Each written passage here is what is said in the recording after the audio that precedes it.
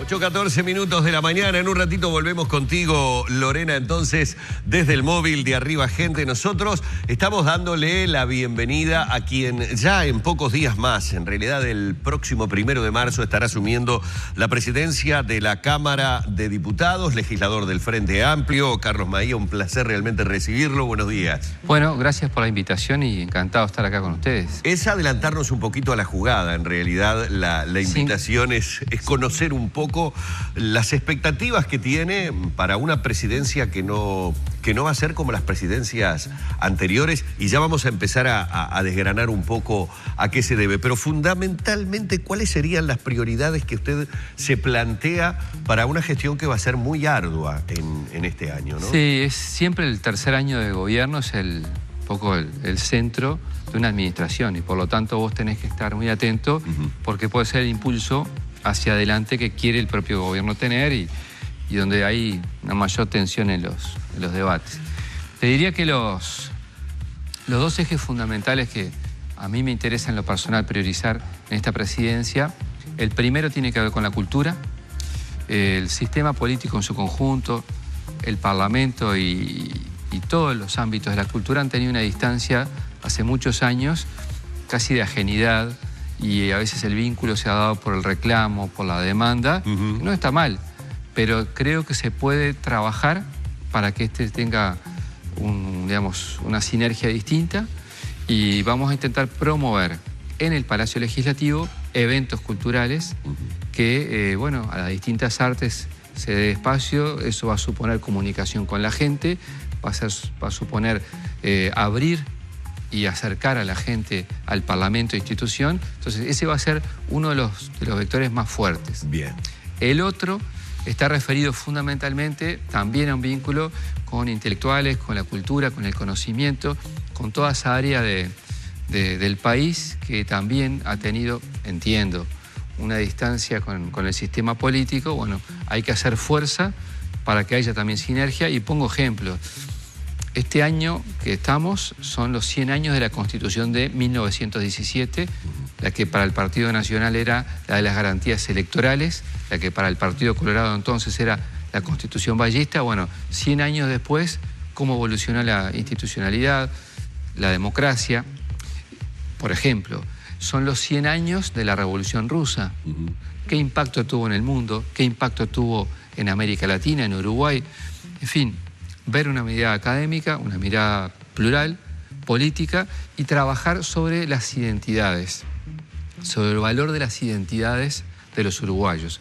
Lo es la cultura, lo es la democracia, lo es el deporte, el género y algunos más que iremos desarrollando en un año que todo el mundo te dice que se te va volando, pero creo que en cuanto a hacer lo extra específico a lo que estás en Cámara, son los dos, pilares fundamentales que quiero desarrollar. Una visión más humanista, si se quiere, un contacto más directo del Parlamento con manifestaciones culturales, que también muchas veces la cultura por medio de lo popular es el vínculo, es el puente entre lo político y lo que realmente a veces quiere la gente. Siempre tomando en cuenta que muchas veces la decisión política no es que se aleje del mandato popular, sino que a veces las negociaciones hacen que determinadas situaciones vayan por carriles que de repente no son los que inicialmente el legislador hubiera querido. Y le pongo un ejemplo bien claro y sabe a qué estoy apuntando. El tan manido tema de la pérdida de la mayoría parlamentaria.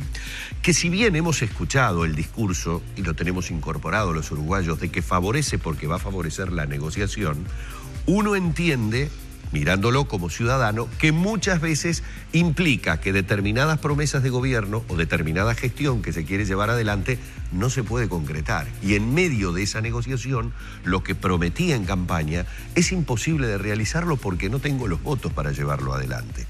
No es una presidencia sencilla si nos ponemos a pensar en todos y cada uno de los debates que con esta situación se vienen por delante. Sí, va a ser distinta a todas las anteriores. Y eso, por un lado, para mí es un desafío, porque en realidad los focos de atención van a estar mirando mucho a lo que podamos hacer en el Parlamento, y lo que vos planteás en la presentación de la pregunta implica también una cosa que yo estuve valorando, que es no quedar en una especie de parálisis de 0 a 0 en el debate. Porque a la larga, la gente que nos mira, que nos escucha y que nos demanda, lo que más le importa, y tiene razón, es la producción legislativa. Claro. Esto es, las leyes que vos sacás, la calidad de las mismas, no tanto la calidad de la cantidad, sino el contenido. Entonces, mi trabajo, entre otras cosas, tiene que tender a ayudar a eso. Bueno, los debates, cada uno piensa lo que piensa, representa distintos visiones de la ciudadanía, pero saquemos el mejor producto legislativo. Bien. Esa es la idea central y para eso hay que trabajar. Y ojo, yo tengo 22 años en el Parlamento. En los 10 primeros que estaban en la oposición, te diría que, en términos generales, ¿no?, las leyes o los proyectos de ley grandes, medianos y chicos, perdí todas las votaciones. Bueno, porque había una legitimidad de otros 2 partidos que gobernaban juntos. Ahora, cuando gobernó el Frente, es distinto. Entonces, este escenario de este año, en algunos temas, puede presentar una necesidad mayor de diálogo, de negociación, y puede generar cosas distintas. Ojalá sea así, pero para eso tiene que haber 2 aspectos muy importantes. Nosotros, y cuando digo nosotros, en este caso no me pongo como presidente de todos los diputados que voy a hacer, sino como Frente Amplista, tenemos que abrir la cabeza para intentar buscar acuerdos en algunos casos más allá de nuestro propio programa. Claro. Y la oposición estar dispuesta también a acordar, porque son las 2 partes. En eso los 2 tenemos responsabilidad. Hay otro tema que tiene que ver muchas veces, no voy a hacer un ejercicio de memoria, pero a ver, son recordados algunos casos que frente a temas importantes la cantidad de legisladores en sala no permitían ni siquiera iniciar o continuar los debates. ¿Qué medidas o hacia dónde se puede apuntar para conseguir una mayor concurrencia de los legisladores? A ver, estamos bien claros y muchas veces lo hemos explicado. El trabajo del legislador no es ir exclusivamente a sentarse en la banca y que pasen lista y que esté presente. Hay muchas cosas, hay muchos compromisos y muchas veces esos compromisos que atienden a trabajos que el legislador realiza no le permiten estar el tiempo que se requiere en sala. Pero hay momentos en donde el faltazo se hace como evidente y fuerte. ¿Hay algún mecanismo, no sé si la inclusión de la tecnología, algo que determine una presencia del legislador real en los momentos de debate trascendente? Sí, a ver, tiene que haber un cambio reglamentario para ese tipo de cosas, ¿no? Que eso supone mayorías de acuerdo de más de un partido político. Es decir, no es solo una disposición en este caso mía como futuro presidente de la Cámara de Diputados. Bien. Siempre es un tema delicado ese. ¿Por qué? Porque una parte del trabajo de los parlamentarios es, si vos estás todo el tiempo en el Palacio Legislativo, eso es un tipo de escritorio y ahí queda tu marca.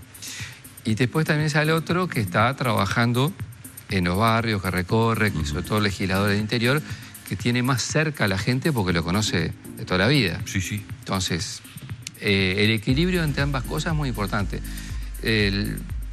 Hoy hay mecanismos de mayor transparencia que antes. Como me preguntaba, hace 20 años cuando yo empezaba por primera vez, se sabía menos de lo que se sabe hoy. Bien. Entre otras cosas porque la tecnología te habilita todo. Hoy alguien con un celular puede saber cuánto tiempo estás ahí solo estando.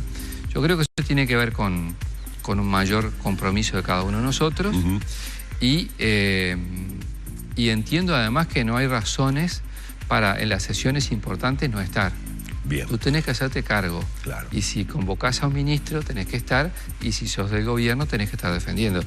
Puede haber circunstancias, por ejemplo, le pasa a legisladores del interior que reciben delegaciones de su departamento y cuesta articular porque tienen que ver con, por ejemplo, gestiones que se hacen ante entes del Estado que están en la capital, pero no siempre sucede y es uno de los aspectos que hay que trabajar. Ojo que algunas ausencias tienen naturaleza política. Por ejemplo, voy a poner un caso que fue emblemático para nosotros en el Frente. Cuando fallece Jorge Pacheco Areco, referente del Partido Colorado, era mi primera legislatura, y el Frente debatió si entraba o no entraba al homenaje a Jorge Pacheco Areco por lo que significaba y la visión que se tenía. la ausencia de algunos, la mayoría entramos porque entendíamos que era una figura de otro partido, que aunque no comulgáramos con sus ideas ni con sus acciones, el Parlamento como tal tenía que estar ahí. Pero otros compañeros no entraron. ¿Y por qué no entraron? Por faltar no, era porque no querían estar presentes. Y si mañana se homenajeaba, por ejemplo, como sucedió con Sendik o Germán Araujo, otros legisladores de otros partidos quizás no comulgaban con sus ideas, pero tenían que estar. O sea, la ausencia que sí, es... ahí hay señales políticas, está, digamos, que claro. Es por no ir a trabajar, hay que condenarla y perseguirla. Exacto. La ausencia que tiene razones de otra índole, a veces cuesta entenderla en lo habitual, pero no es no ir, sino marcar una discrepancia en un sistema en que si vos estás adentro, votás a favor o en contra. No existe la abstención en el Uruguay. Usted recién hacía mención al tema, por ejemplo, de la presencia en las interpelaciones. ¿Está haciendo un abuso la oposición del mecanismo de la interpelación? ¿Hay una constante o periódica reiteración de llamados a salas a ministros, de hecho que han motivado en algunos casos hasta títulos periodísticos como la cifra récord que tiene el ministro del Interior, Eduardo Bonomi? Sí, yo, a ver, con el respeto que tengo hacia la oposición, fui oposición 10 años, es un mecanismo constitucional, me parece que es un abuso de la utilización del mecanismo. Es más, hasta para ustedes, los periodistas, focalizar en una interpelación con un tiempo prudencial y con contundencia no es lo mismo que tener una tras otra. Hace unos días escuchaba en radio el penúltimo legislador que hizo una interpelación, a Germán Cardoso, en una radio, y decía que desde que el Frente Amplio gobierna hubo 58 interpelaciones. Yo no llegaba al registro, es una cantidad enorme. 58. Agregámosle los llamados a las comisiones. En las dos cámaras. O sea, me parece que un mecanismo que es válido se ha utilizado en exceso y no genera el impacto que tiene que tener ni la productividad que tiene que tener para la gente, porque cuando vos vas a interpelar no es para decir estoy en discrepancia con las cosas, o sea, se sabe que estás discrepante. Obviamente. Tenés que ir con contundencia. Los argumentos inclusive, vamos a ser claros, se conocen muchos días antes a través justamente de la prensa que va justamente a realizar la nota al que va a ser el miembro interpelante y ya sabemos qué es lo que piensa preguntarle, cuáles son sus dudas, en dónde estarían las teóricas acusaciones. Pero después viene el tema de la interpretación y uno no termina como ciudadano... vamos a suponer, absolutamente despojado de partidarismo alguno. Bueno, quiero saber cuál fue el resultado de la última interpelación al ministro Bonomi. Y escucho, por un lado, que la interpelación al ministro Bonomi, la última, tuvo un resultado diferente a todas las anteriores porque no consiguió el respaldo político. Ya es un ministro que no tiene el respaldo político. Eso sí escuchó a determinados legisladores. Si escuchó a otros legisladores, fue una interpelación exactamente igual en la que el resultado final fue exactamente el mismo. Y de hecho no se volvió a hablar más del tema de la interpelación del ministro Bonomi. ¿Cuál es su punto de vista en ese sentido? Más allá de que usted pertenezca, obviamente, como legislador al partido de gobierno. A ver, que cada uno saque sus conclusiones en función de la visión con la que entra, es legítima y la transmite a la gente. Insisto en esto, para mí lo más importante es lo que vos mostrás y efectivamente ponés sobre el escenario político. Los contenidos. La gente es inteligente y sabe medir cuando vos efectivamente tenés un contenido de peso real y cuando en realidad a veces sucede, y sucede a veces en la oposición, que compiten entre sí para ver quién toma la medida más fuerte hacia tal ministro.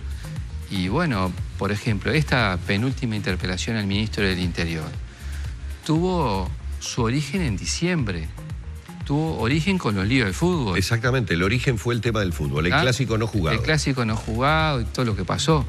Cuando se hizo interpelación, estaban presos buena parte de los que generaron el lío en el estadio, o algunos de ellos, otros en proceso de investigación, y los que habían pasado antes, en septiembre, con el festejo de Peñarol, los hinchas de Nacional que habían generado ese problema, también estaban todos presos. O sea, capaz que después hay otros problemas, pero tiene que ver con tener mucha contundencia.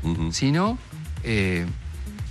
no pasa nada, porque tuviste una interpelación hace poco, ahora tenés otra. Entonces, la sucesión en el tiempo de la misma medida, digamos, la banaliza. Claro. La banaliza, le quita el valor político que tiene. Nosotros como gobierno no le vamos a decir a nadie cuándo y por qué interpelar. Es una herramienta que tiene la oposición. En mi opinión personal, yo creo que se hace un abuso de la herramienta y que genera cuestiones en contra de sus propios intereses, porque no es novedad para quien esté mirando un informativo, y debe ser difícil hasta para quien arma el contenido de ese día, la densidad que le pones a esa información, el lugar y el destaque, si hay una en un día y las 48 horas otra y después otra. No hay ni tiempo de hacer sedimento para analizar las cosas. El espíritu vendría a ser, no por lo que mediáticamente es en el momento noticia, hay que estar permanentemente interpelando. Voy a dar un ejemplo. Hemos tenido situaciones, las recuerdo perfectamente, por ejemplo, en su momento, de taximetristas baleados, y eso determinó llamados a sala al ministro por ola de inseguridad. Sería exactamente lo mismo que ahora lo llamáramos por la cantidad de mujeres muertas en lo que va del año. Es decir, un poco el espíritu es esperar a que determinado tipo de acciones se concreten para no estar llamando en forma permanente a la interpelación, y cuando la interpelación llega, por esos mecanismos que también el secretario de Estado tiene como para que en determinado plazo se vaya a presentar o lo que sea, el tema ya dejó de estar en la agenda y como que se diluye hasta el propio debate. Claro, pero además la pregunta que uno se tiene que hacer, para señalar discrepancias, para marcar y señalar errores, para poner firme tu posición política sobre eso, ¿es necesario siempre ir a ese tipo de mecanismos o hay otros? O hay otros, bien. Entonces, yo creo que hay otros, y creo que lo que más le importa a la gente, insisto, es que si hay errores en un gobierno, ayudar para que se corrijan desde la oposición o desde el propio gobierno, y en caso que no suceda, vos como parlamentario señalar ante la opinión pública y que la gente tenga claro que sobre tales hechos pasan cuestiones sobre las cuales tú tenés alternativas y señalás errores. Para eso entiendo que el mecanismo que vos usás desde lo institucional, porque utilizar una interpelación es un mecanismo que está en la Constitución y hay otros, tenés que regularlo, pero bueno, eso es un derecho que tiene la oposición. Siento que en el año vamos a tener obviamente más de esta y habrá las que tengan que haber, pero me parece que podemos generar todos otro tipo de acciones políticas donde la gente capaz que saca mejores conclusiones. Ni que hablar que, y ya prácticamente para el cierre, lo que se viene, porque ya lo tenemos instalado, es el debate por el tema de la rendición de cuentas. Sí. Cuando digo lo tenemos instalado, ya con mucho colorido, y obviamente me hago cargo de la subjetividad del término, porque desde declaraciones del expresidente y hoy senador Mujica, de que si no hay rendición de cuenta nadie se va a morir, no dijo exactamente esto, pero quiso quitarle, dramatismo al hecho de que no hubiera acuerdo para una rendición, hasta las últimas declaraciones del ministro de Economía, mostrando cierta molestia por una filtración de información con respecto al tema FONASA. Lo que sí queda claro que estamos hablando, y no nosotros los medios, sino los actores políticos, de la posibilidad de nuevos impuestos. Se está hablando de la posibilidad de echar mano del excedente del FONASA. Más allá de las aclaraciones de las autoridades de gobierno, es un debate que se va a dar en la rendición, que va a aparecer. ¿Cuál es su posición con respecto al tema concreto de la creación de nuevos impuestos o del aumento de impuestos existentes? Porque, a ver, yo lo he dicho aquí, me hago cargo de eso, de que ese dribbling político de decir no creamos nuevos impuestos, este impuesto ya estaba creado, lo único que ahora lo aumentó al doble. Para mí, filosóficamente, es poner nuevos impuestos, porque es retirar más dinero de la ciudadanía y de los trabajadores. Y en el caso del FONASA, con hasta una advertencia de parte de la oposición de que se estaría incurriendo en un delito. ¿Cuál es su posición al respecto? Bueno, primero creo que está muy adelantada la discusión sobre la rendición de cuentas. No hay un solo texto que afirme hacia un lado o hacia otro algo. Sí, los actores políticos, y hay mucho color, y coincido en eso. Me parece que estaba un poco adelantado, es más, salió un borrador filtrado y se armó todo un revuelo, bien por la prensa que lo consiguió, está todo bien con eso, yo no me caliento con eso. Perdemos nosotros, quienes actuamos en política, algo muy importante que es la privacidad y que tiene que ver con la confianza, porque no es que uno diga una cosa en un lado y otra en otro, sino que exige, digamos, la privacidad te ayuda a discutir con mayor intensidad algunas cosas y por algo hay ámbitos distintos para cada cosa, bueno, por eso pasó. Después, con respecto a la rendición de cuentas, yo creo que es posible y vamos a trabajar para lograr acuerdos. Yo voy a hacer lo que tenga a mi alcance dentro de mis potestades para ayudar a que sea posible tener una rendición de cuentas. En mi caso va a ser administrar el debate. No tengo un rol específico en la materia, pero si puedo ayudar, ayudo. Y después, con respecto a los impuestos, primero, con respecto a la última acción, lo que nosotros denominamos consolidación fiscal, otros llaman ajuste fiscal, que impacta en el 20% de la población uruguaya y que también tiene consigo descuentos de IVA importantes, es todo un paquete, recién lo estamos evaluando. Es decir, la medida recién entró a funcionar ahora. Por lo tanto, ponernos a pensar hoy digamos, en nuevos impuestos en la materia o aumentar, personalmente es un camino que yo no acompaño y que creo que tenemos que estudiar muy a fondo. Entonces, hasta que no tengamos un texto, no va a haber definición. El presidente de la República, lo primero que hizo fue hablar con el presidente del Frente Amplio. El Frente Amplio está procesando una conversación interna para elevar una propuesta. Eso va a ser hasta un plazo, yo creo que es por el 6 de marzo. Después va a haber una discusión interna en el Poder Ejecutivo y ahí veremos cómo termina todo esto. Pero es claro que tenemos que tener mucho cuidado con esto porque lo más importante para nosotros, la política pública por excelencia como medida social, es que se genere trabajo. Y para que se genere trabajo tiene que haber inversión. Y para que haya inversión tiene que haber condiciones para que inversores privados pongan su dinero productivo en el país, nacionales o extranjeros. Entre otras cosas, fue lo que fue a hacer Tabaré a Finlandia, a Rusia, a Alemania. Entonces, yo creo en ese camino, el trabajo es la mejor política social y la rendición de cuentas deberá expresar las líneas generales del programa del Frente Amplio, sus prioridades, teniendo en cuenta este contexto que estamos hablando, que no es el mismo que antes y que tenemos que manejarlo con respeto y con cuidado por el interés general de todos los uruguayos. Le quiero agradecer mucho, Carlos Maia. Le recuerdo que no me contestó lo del FONASA. Le dije que no. Pero nuevos estaba impuestos. De acuerdo. No estaba de acuerdo con lo del FONASA también. Entendí que era solo por los nuevos impuestos, no por lo de echar mano del excedente del FONASA. Lo tiene claro también, que no le parece que sea correcto. Exacto. Bien. Eso es lo que yo pienso. Le agradezco muchísimo. Yo contesto todo. Me parece muy bien. El futuro presidente entonces de la Cámara de Diputados, el 1 de marzo, estará allí en un año que, como él dijo, ¿no? Le han comentado que se pasa volando. Sin embargo, me parece que va a tener muchas horas de debate por allí adentro. Gracias por la invitación. Por favor, un placer haberlo tenido aquí. Seguimos ahora en la mañana de Arriba Gente con Danilo.